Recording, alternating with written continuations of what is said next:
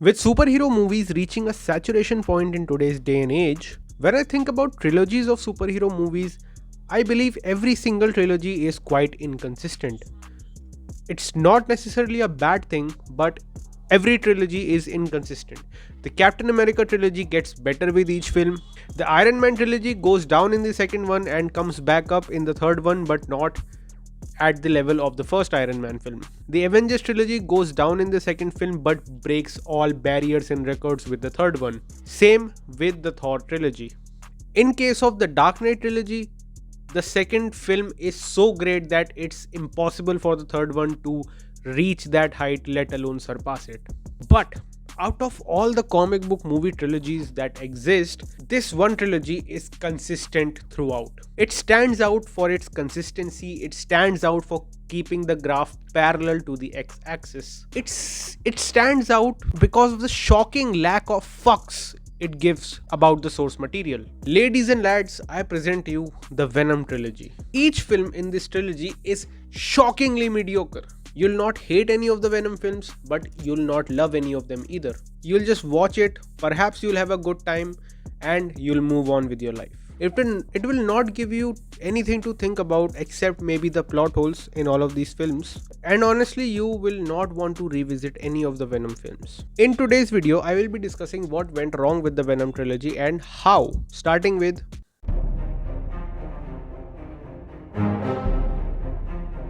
Venom is one of the most popular characters of the Marvel comics and is very intricately connected to Spider-Man and Peter Parker. So the entire idea of making a Venom film without Peter Parker or Spider-Man is just bollocks. But despite being a completely bonkers idea, the first Venom film did fairly well at the box office, which gave Sony the confidence to make a second film, completely ignoring the fact that the first film was a tonal mess and visually unappealing.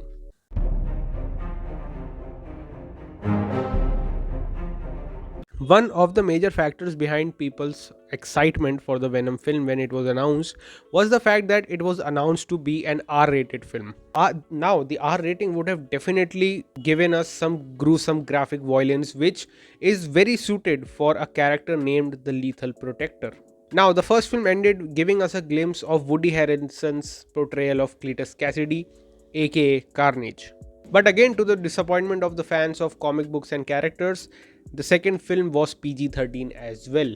And the third film of the trilogy, which was released in October of this year, is also PG-13. And I'll talk about the third film later in this video.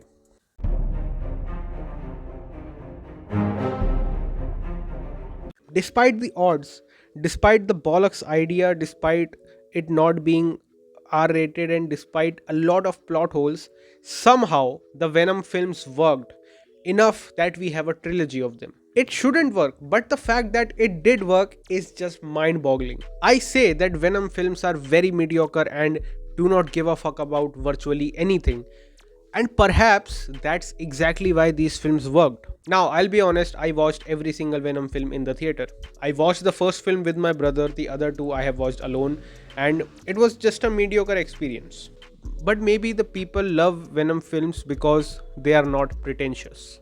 And this is a trait that I admire as well. The Venom films don't try to come across as smart, layered, or thematic. These films are mindless entertainment and they embrace it. They don't try to build up a convoluted cinematic universe, at least they did not in the first two. They don't try to lecture the audience into some woke agenda. And believe it or not, these traits are actually quite refreshing. Now that the trilogy is completed, and spoiler alert, Venom dies at the end, here are a few major problems with Venom: The Last Dance. It is the final film of a trilogy and the character is going to die at the end of it. What is the point of showing Null at the beginning of the film? And also in the post-credit scene. And speaking of post-credit scenes, the film opens in a way that would make you believe that Venom and Null would face off at some time. And throughout the film, we wait for Null to have a face-off with Venom while we watch Venom fight CGI monsters who have less personality than a piece of rock. The film conveniently retcons major plot points from the first two films, signifying the little amount of fucks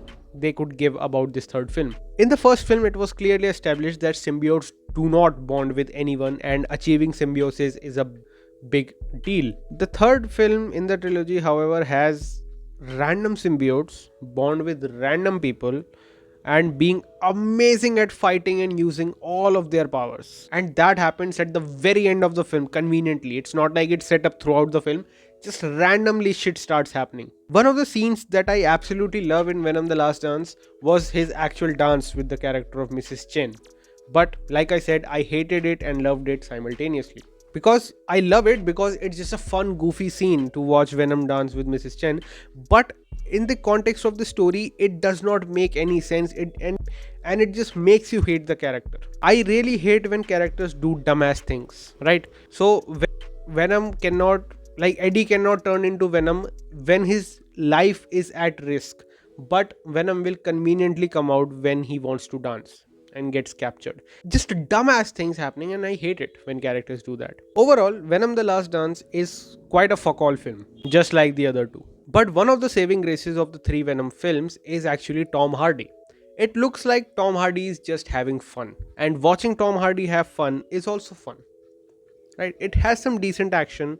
It has Tom Hardy freaking out, and I love every scene that Tom Hardy is in, and I love Tom Hardy as an actor. But that's not enough to make me appreciate these films. But at the same time, I don't hate them. Like, they have their own space to exist in.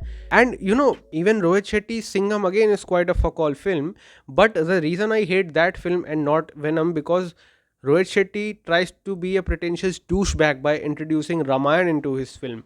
Venom doesn't do that. It doesn't give a fuck about its original source material, let alone something grand. Right? I'm not trying to compare the two films, but if my audience thinks that I'm a hypocrite for hating India when they make Singham again, but being okay with Venom films existing, just make dumb fuck all films. Just don't pretend to be ki, oh, we are making something great, something huge. We're integrating Ramayana into this. Arjun Kapoor is Ravana. Right. So back to the Venom trilogy. Fuck all films, but you can enjoy. You can just watch it while you're having a beer or you have your friends over and it's just playing in the background. Venom trilogy, all three films are just that. Just play in the background. Right. So at number 3, I put Venom the Last Dance. At number 2, I put Venom. And at number 1, I put Venom Let There Be Carnage. Why? Because I like Woody Harrelson, I like Tom Hardy, and it looked like both of them were having fun, and it was fun. Anyway, those are my thoughts on the shocking mediocrity of the Venom trilogy. Let me know what you think about Venom films, Marvel Comics, and superhero movies in general.